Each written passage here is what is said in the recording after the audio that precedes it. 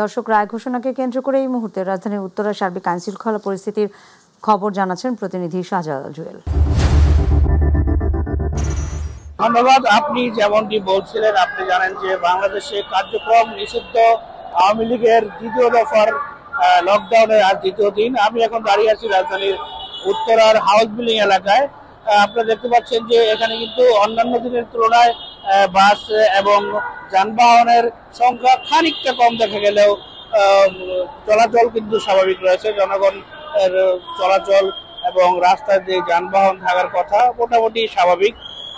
তবে অন্যান্য দিনের তুলনায় আজ প্রাইভেট কার, যেটা ব্যক্তিগত গাড়ি বলা চলে, সেই গাড়ির সংখ্যা কিন্তু একটু কম দেখা যাচ্ছে। গতকাল রাত থেকে খিলক্ষেত থেকে আব্দুল্লাহপুর পর্যন্ত এই পর্যন্ত কিন্তু তেমন কোনো দুর্ঘটনা ঘটেনি, কিন্তু প্রতিটা চেকপোস্টে কিন্তু এভাবে গাড়ি থামিয়ে থামিয়ে কিন্তু পুলিশ সদস্যরা চেক করছেন।